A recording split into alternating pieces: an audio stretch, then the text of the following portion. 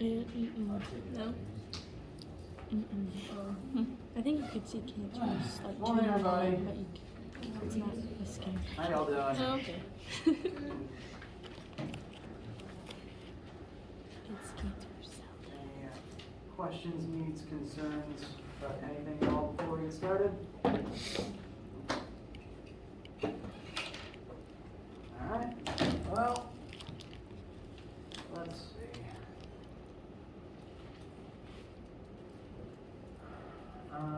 Just to talk a little bit about the upcoming schedule and give a few little details. Keep everyone up to date. Today's the 21st. We are going to finish Chapter 4 this week, and so the Chapter 4 homework is currently scheduled to be due on the 26th.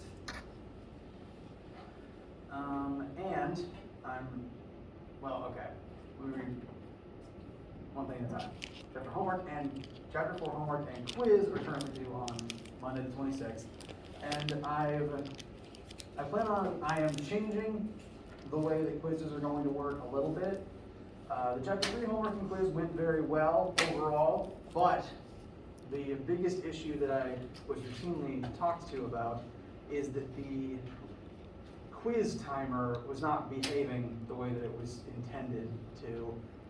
The way that WebAssign assignments can be made, I can choose certain settings for each assignment. Like for homeworks, I make them infinite tries, and then for quizzes, I can label them as separately in the system and make it so that they have a timer or a limited number of attempts or something like that. And for one, WebAssign keeps launching assignments with my wrong settings profile. Like I have a certain saved list of settings that it's supposed to use, but it keeps getting them wrong. But furthermore, even after I go in and manually change them, the timer kept malfunctioning for some people on the quiz, quiz 3 specifically. Like, you were given multiple attempts, but it didn't look like students were able to change their answers until the timer ran out. And then once the timer ran out, you couldn't access it again. So it was kind of a bizarre catch-22. As a result, I'm just doing away with the timer on quizzes. It causes more trouble than it possibly helps by simulating a test-like environment. So quizzes won't have a timer anymore. That means that, similar to homeworks, you can load it and look at it and close it and reopen it an infinite number of times now. So once you open it, there's no clock anymore. Instead, the quizzes will just have a maximum submission limit of 5 attempts per question. And it should immediately update you whether you were right or wrong on each attempt. That was one of the other issues people have with the quiz because of the timer. So quizzes now, it's still incredibly low stakes practice. The only reason there's a submission limit is just to kind of simulate just a tiny bit of stress for, can I kind of do this on my own with slightly more stakes. So it's just tiny riskier practice. But keep in mind, quizzes count for even less of your score than homeworks. So it's literally just practice. It's just practice on that simulated environment. So that is the smallest change to quizzes. It should make things easier for everybody. That's my hope. And speaking of quizzes and graded assignments, our first test will be coming up soon. My plan is to finish Chapter 4 this week. The week after that, we're going to, the Chapter 4 homework will be due. We'll spend time talking about that. Then we'll spend time doing review examples. I might teach a couple more tiny little things, concepts that'll be useful on the test, or that'll help set up things we learn about in the future. And then the week after that, first week of May, will be Test 1. It'll be on chapters 1 through 4. First week of May? I don't know where my brain is. First week of October. Sorry.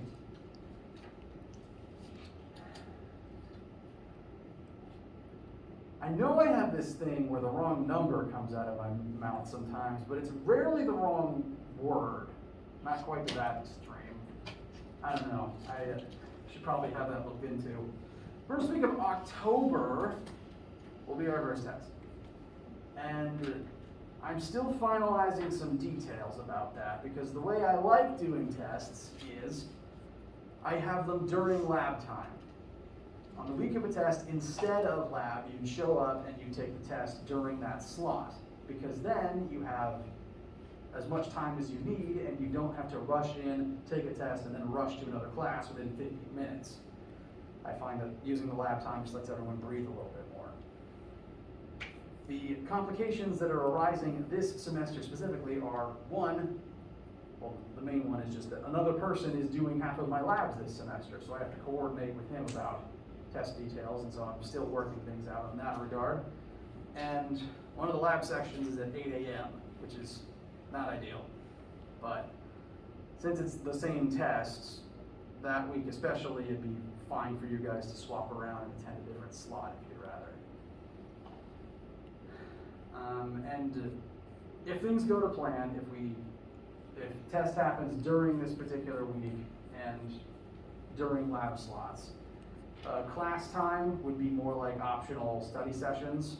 I'd be in here helping people with stuff. I post study guides and I work through study guide questions with you guys and answer questions. But since the test would happen during lab, and since some of you take it earlier in the week than others, class would be, again, optional study sessions during that week. During that first week of October, when the test would be happening in lab. Yes? With the practice test on Brightspace, how similar are these questions going to be to the ones on the test? Fairly similar.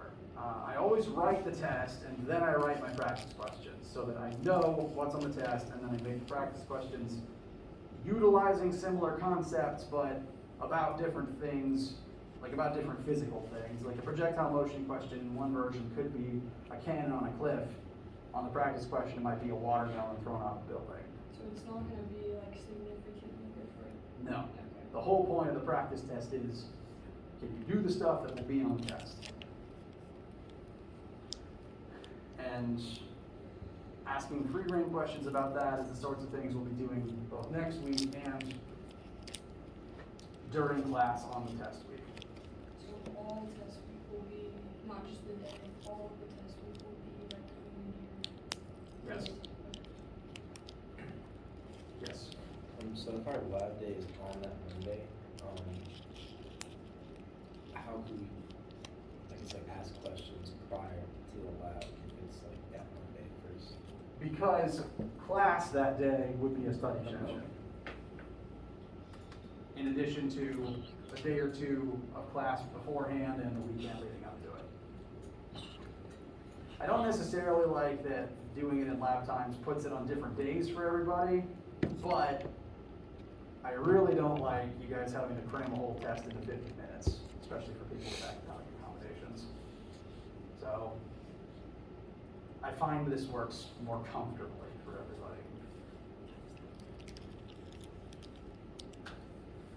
Additionally, week after that's fall break, so there's just no lab that week.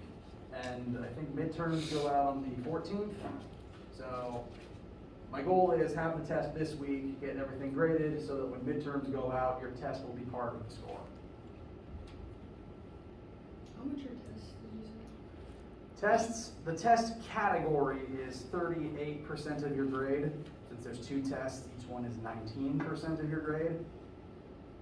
Which means hypothetically, you could get a 0 on one test, and if you got a 100 on everything else, you still have a B in the class. That said, it's super easy to get at least 50% on my test, as long as you write something for every question. Write an intelligent something for every question. You won't get a 50 if you write smiley faces for each thing.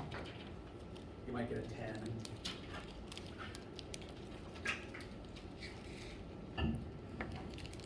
Well, semi-intelligent, maybe smiley face. Couldn't hurt.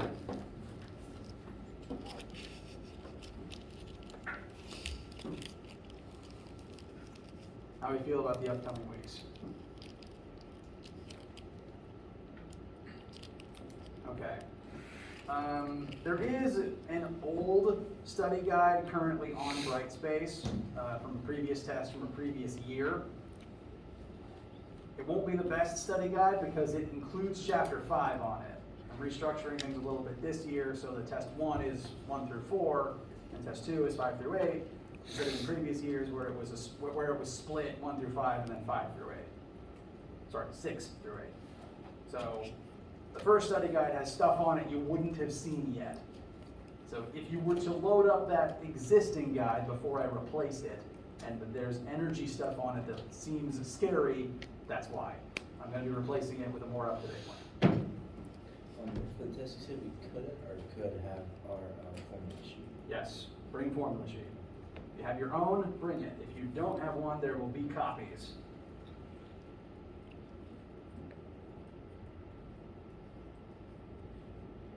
Feeling good, I hope? Anyone need anything at all before we continue looking at forces today?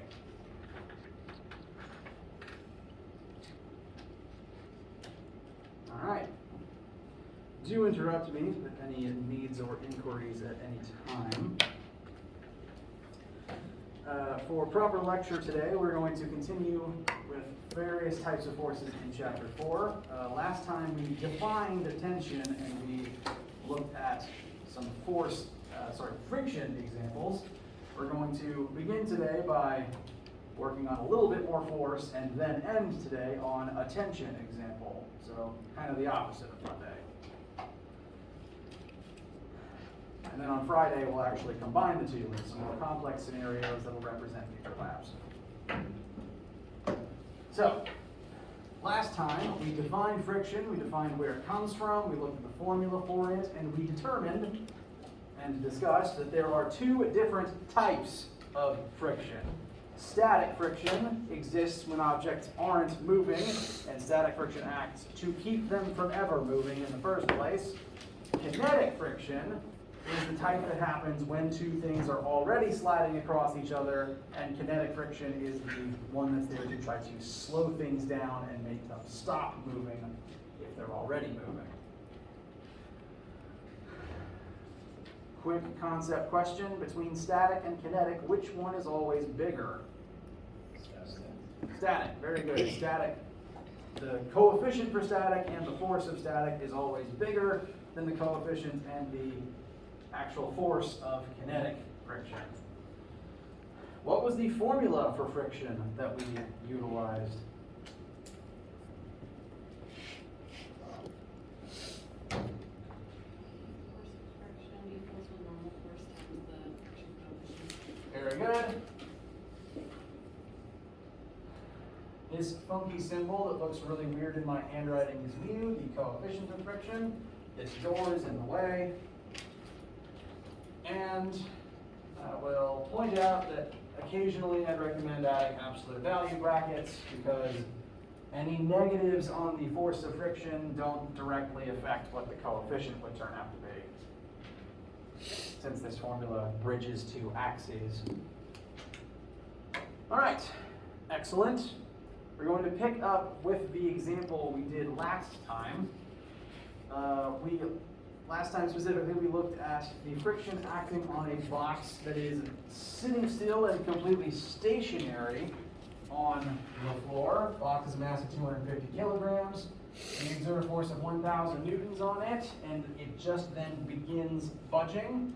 We figured out what the force of friction acting on it would be for that to be the case, and the corresponding coefficient of friction that would create that amount of friction.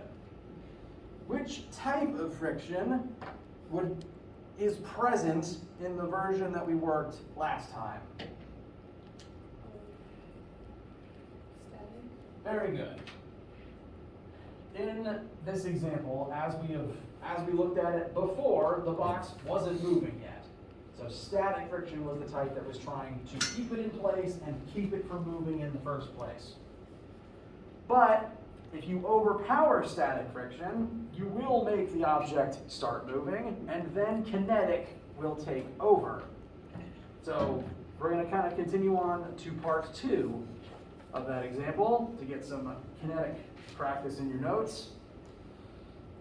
So we applied 1,000 newtons to the box. It then started to budge. After it begins moving, we keep it sliding with an applied force of 1,000 newtons. And as a result, the box now accelerates at a rate of 1 meter per second. That should say squared. That is an acceleration. That should be squared. Now, all the information I put back up on the board is just the numbers we discussed last time. We found the box's weight, we found the normal force, we found friction, we found mu. We're going to use that same information and this new detail to find the kinetic coefficients in addition to the static ones we've already found. So, the things that are different this time. A different form of friction is acting with a different mu creating it. And the box is no longer stationary. It is now accelerating at a constant acceleration of 1 meter per second squared. Now last time, bless you,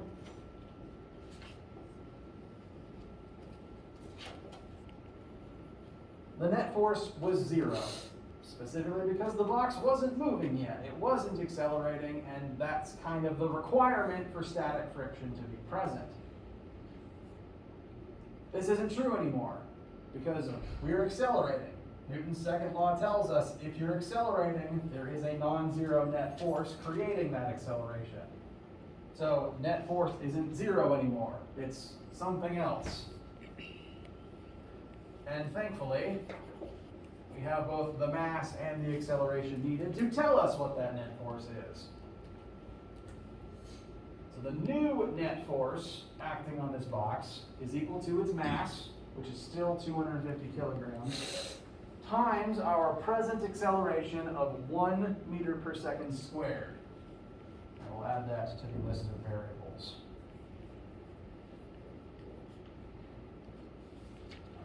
Newton's second law is what is providing us with this formula. Any questions on this as our starting point? So this is a force, and so it's going to give us an answer of 250 newtons. So you take out the kilograms just because. Yes. If it had, so yes, we multiplied kilograms times meters per second squared. That gave us newtons. It's just a coincidence the number comes out the same as mass, just because acceleration's 1, that's going to happen. And the unit transformation is due to the fact that, by definition, 1 kilogram times 1 meter per second squared equals 1 newton. That is the definition of 1 newton of force. It's the force required to take a 1 kilogram object and make it accelerate at 1 meter per second squared.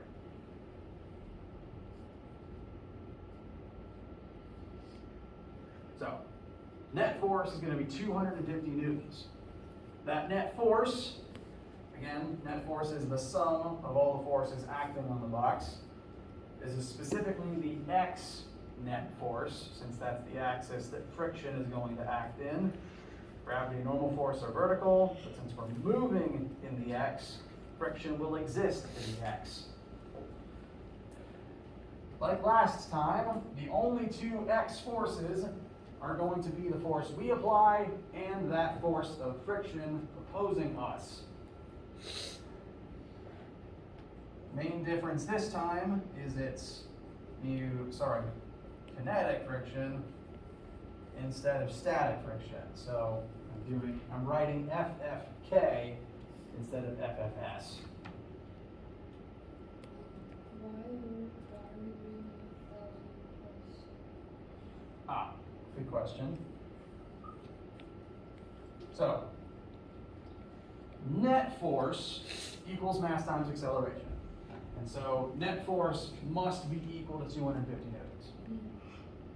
The definition of net force is all the forces acting on the object added together. So, net force does equal this, and likewise, net force must also equal the sum of all the forces.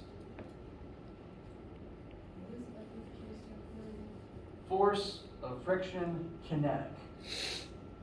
That's just the shorthand that I use.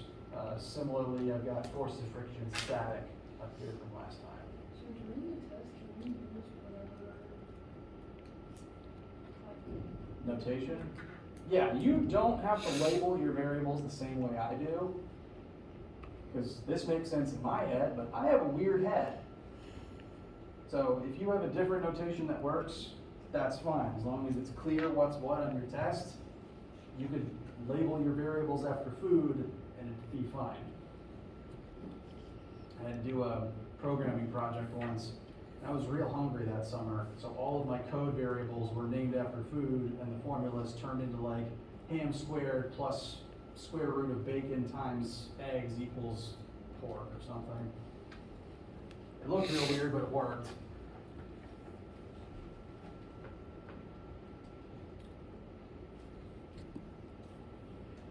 Does that explain the issues with this line? Sorry, I got off topic.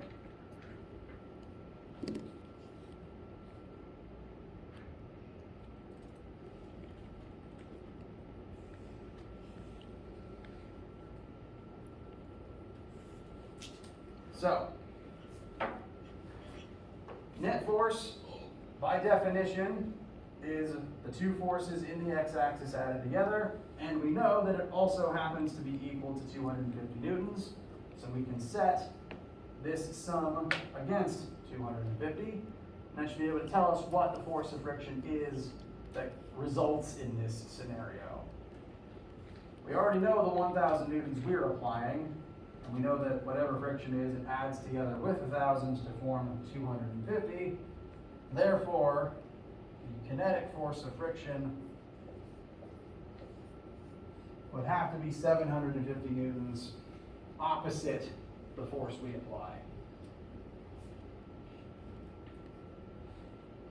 so if you just subtract 1,000 from results? Correct. So subtract 1,000 over here. 250 minus 1,000 is negative 750.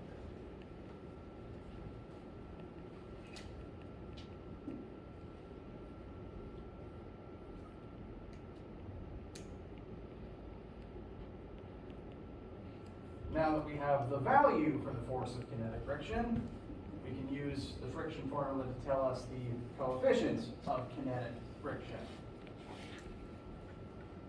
If you use this formula, there's technically two different versions, one for static, one for kinetic. Just note that if you plug kinetic in for the force of friction, you're going to get the kinetic mu and vice versa. If you plug in a static value, the other side will be static instead.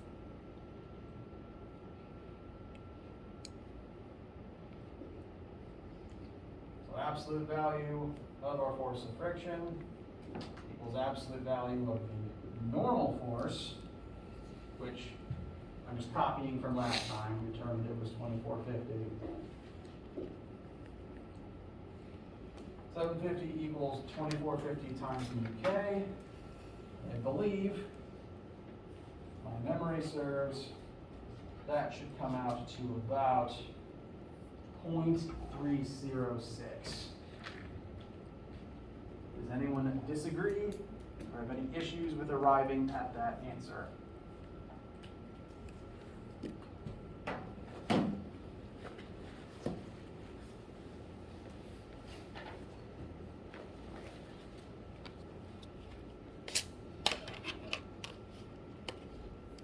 Is that mu, or is that a capital? That is supposed to be mu. My handwriting is frustratingly inconsistent.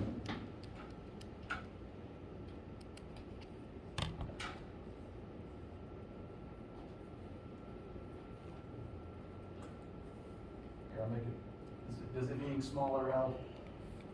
Well, I'm all the way back, so it's alright. Sorry.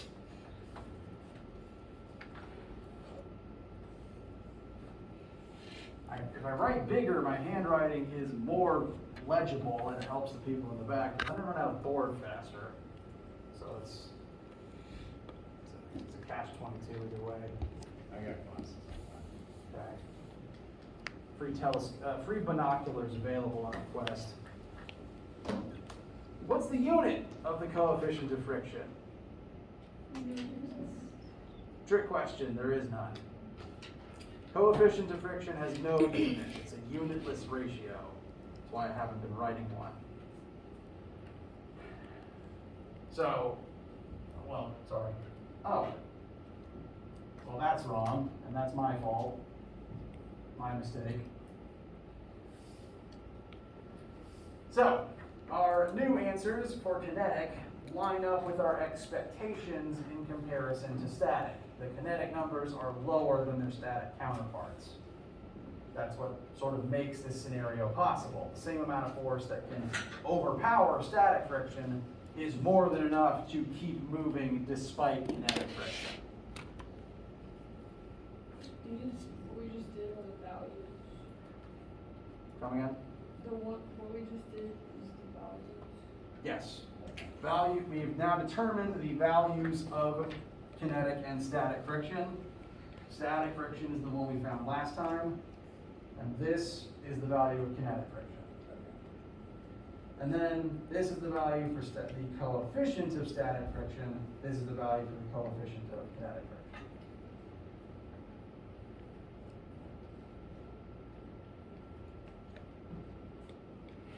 Questions, needs, comments, concerns?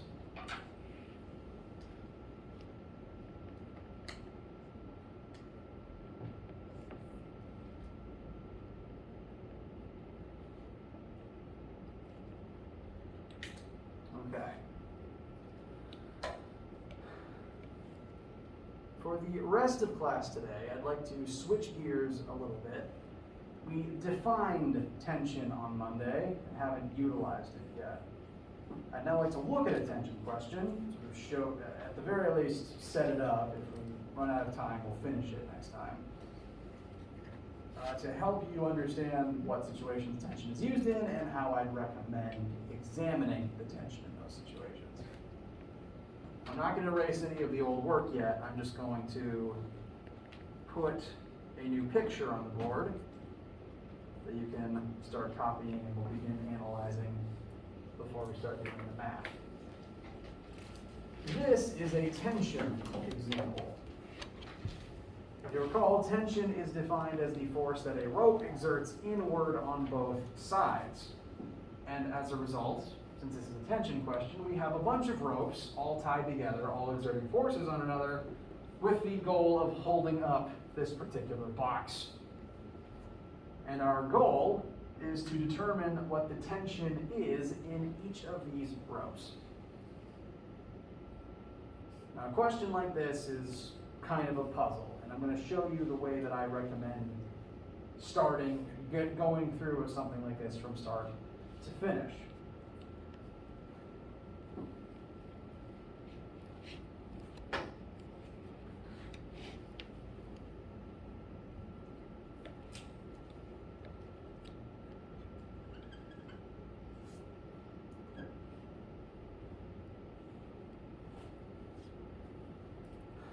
We have 3 different ropes, which means we are going to calculate 3 different tensions, yes. Is that the alpha, or is that trying to be a theta? Is that like one of the legs of that triangle, or is it? That is alpha. That is meant to be the angle. I don't. Because usually go alpha like one of the legs of the triangle. Yeah. It's like in the corners. This picture came out of a textbook, and therefore the letters were already written on it.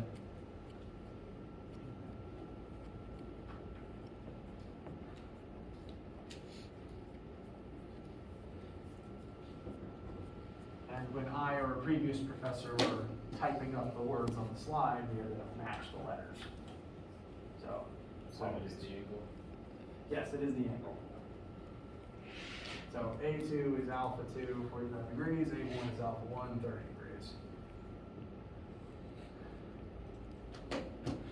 We've got 3 ropes. We need to find the tensions in each of them. And this is going to work best if you focus on one rope and one point of contact at a time. there's 2 points of contact that I'm going to focus on, one after the other. Down here is the point where this rope connects to the box. I'm going to call that P1. And we're going to start by looking at the forces present at that point, the point where the rope ties to the box. And then later we'll look at the second point of contact where the 3 ropes all tie together. Before that though, there's a key observation that I want to point out about this whole situation that will come in handy as we start doing math. The entire function of a system like this is not dissimilar to just anything being tied and hung up in the air, like a sign or various things at a circus. What do you think the net force is on every part of this system? If the main function of a system of ropes like this is to hold things in place, Isn't it just going to be the mass of the box? is force mass? Is mass and force the same thing? Correct. Net force is mass times acceleration. What would the acceleration of this system be if the point is for everything to hold still and be tied in one place? 0. Exactly. One detail that will help make this whole thing solvable is that at every single part, net force is going to be equal to 0. For every point, for every rope, for every object present. If net force isn't 0, something's moving, which means the whole thing is breaking and falling. This is what architects do all day, is make sure net force equals 0 on every single part of the building.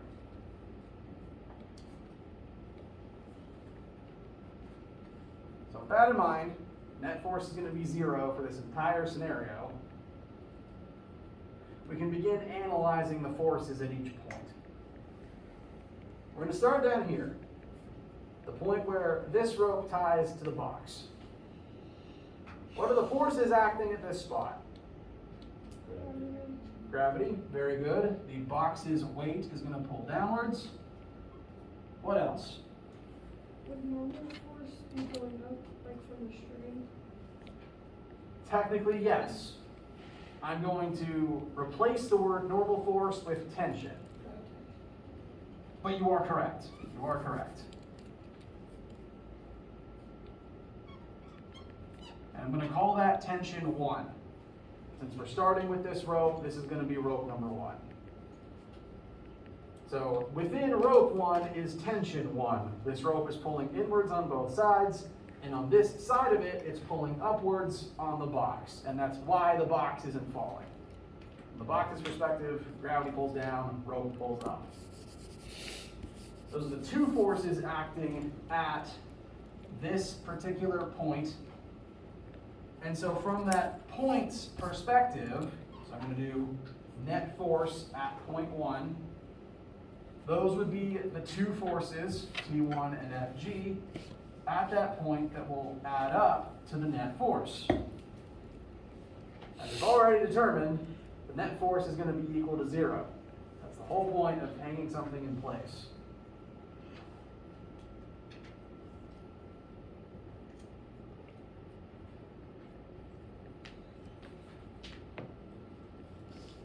This will ultimately tell us, after a little bit of algebra, that the tension in rope 1, T1, will be equal and opposite to the weight of the box.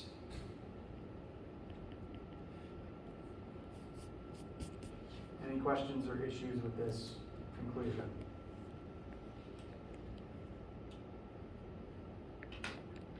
All right.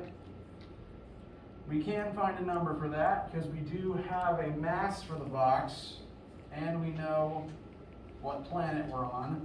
So Fg equals mg, mass times 9.8. Therefore, the tension in rope 1 should be equal to 980 newtons.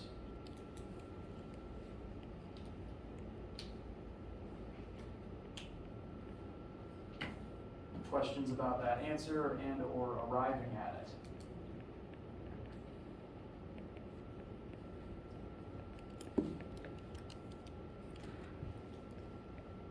Why do we make the weights of the box negative? Because it points down. Oh, sorry, wait. Tension 1 and Fg must add together to create 0. So I've written it here as positive. We would subtract it to the other side. So before plugging any numbers in, T1 is equal to negative Fg. After plugging numbers in, that becomes negative 100 times negative 9.8, which will cancel and give us positive 980, which is positive because tension 1 points up at this point. So in the scenario that tension points down, then it would be negative? Technically, yes. Or would it be positive? Weight is pretty much always negative, but it is possible for tension to point downwards. In this position, tension points up and it opposes gravity downwards.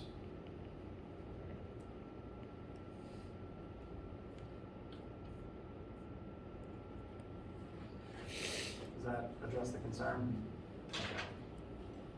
So, we've already found one of our 3 tensions. Fantastic. The other 2 will take more algebra than that set. We've already got one of them, which is good because we need it to find the others. We're now done analyzing point number 1. We're going to shift our focus to point number 2 now. So we're now looking at the spot where all 3 ropes tie together. At this spot, we've got T2 pointing this way. T3, there's 3 ropes, I'm going to call it T3, pointing that way. And the first rope is also exerting tension at this spot because the first rope is tied to it and ropes exert forces on both ends. The question is, what direction does T1 point at this spot as it is applied to this knot?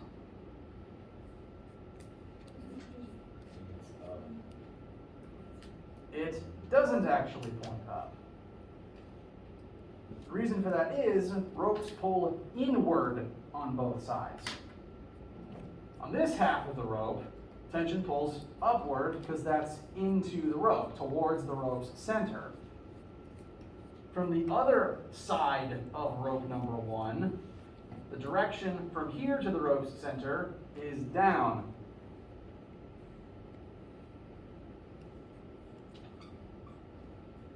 The same rope pulls in different directions on each side. Although consistently, each side points inward towards the center of that rope. This is why, if I was just hanging this box directly from the ceiling without the middle step of having these other ropes,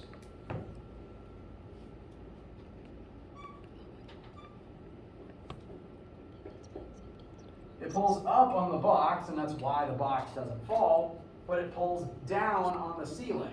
And that's why, if the ceiling is fragile or old, it will break the ceiling and pull pieces of it downward. And why the hook, or whatever beam is up there, has to pull upwards to hold the whole thing in place. Because the ceiling would then have to pull upwards to balance out the downward force from the rope at that spot. Rope logic can get a little bit weird. So consider this your exposure to it. It's okay if it still feels weird. This is maybe your first case looking at it. For right now, main thing is I guarantee you T1 is the same number, but it points down at this spot. It's opposing the vertical components of T2 and T3. Questions so far? Okay.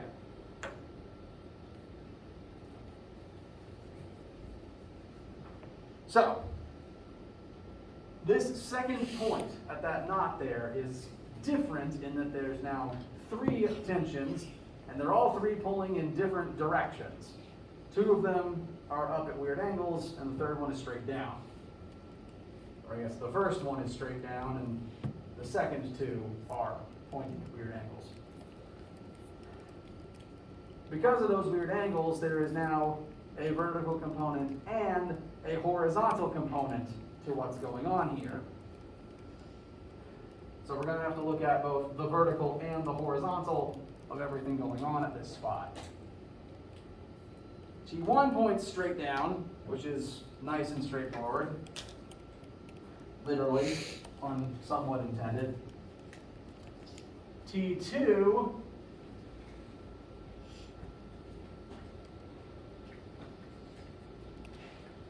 has a negative x component and a positive y component.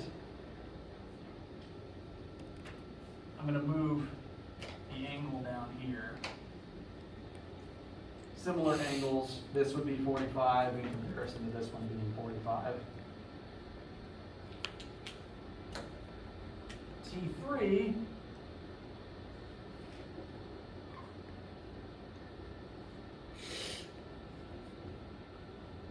has a positive x component and a positive y component.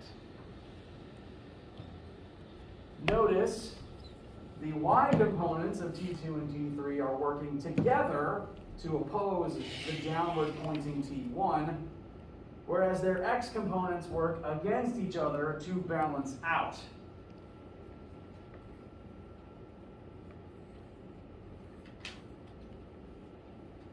This means we're going to have to employ some trig to divide them up into those components. I like color coding the different vectors. For T2,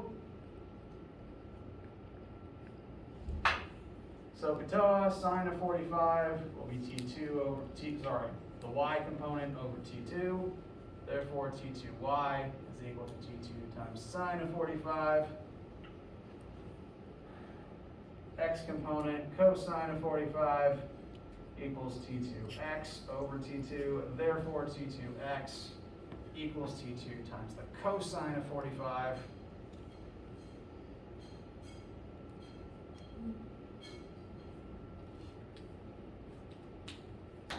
For T3, it looks very similar. Just replace the 2's with 3's and the 45's with 30's. Sine of 30 equals T3y over T3. Therefore, T3y equals T3 times the sine of 30. Whoops.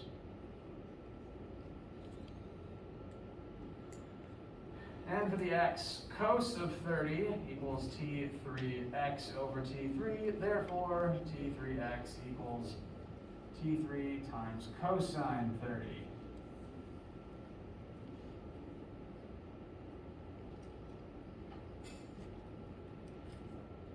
So we've got all the components divided up, and now we can start trying to add them together and analyze them.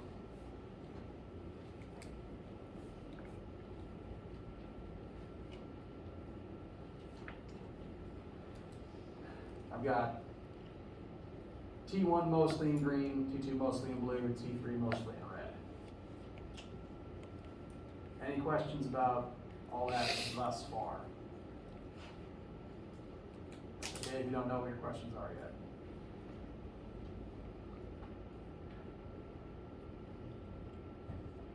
Now, like the first point, where we looked at the sum of all the forces at that point adding together to 0, we're going to do the same thing for point 2.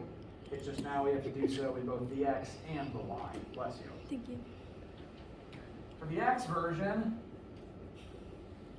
the 2 x forces present are the positive facing x component of T3. So for T3x, I'm writing in T3 cos 30. And the negative facing x component of T2, for which I will write T2 cos of 45. Since it's negative, since it's negative facing, I'm going to go ahead and make it negative on the board. And as we've already discussed, net force in any axis for this whole question is going to be 0, because the whole thing is stationary. This one equation has 2 unknowns in it. Which means we need a second equation with the same 2 unknowns. The y-axis is going to give us that. Net force in the y-axis. There's 3 things present here. We've got tension 1, which points down. That's negative 980. Tension 1 is here, it points down. Tension 2 and 3 have positive facing y components here. So T2y is equal to T2 sine of 45, and T3y is T3 sine of 30.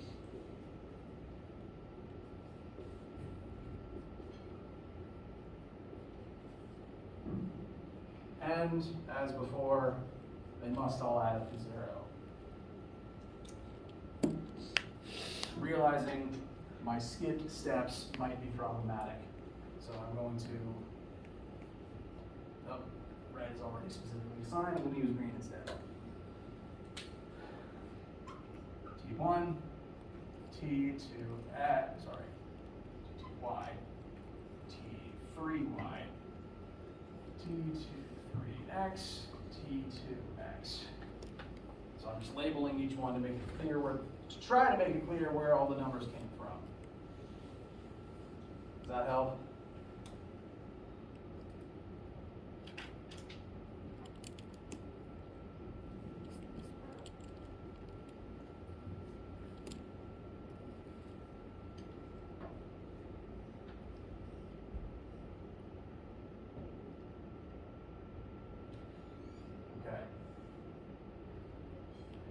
We're now at the point of 2 equations, 2 unknowns.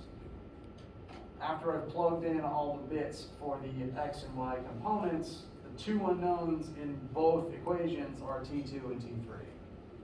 So we can use one, solve for something, plug into the other, find a number, plug the number back into the first one. We're light on time at this point, so I don't want to hold you up because that's rude. That would be rude of me.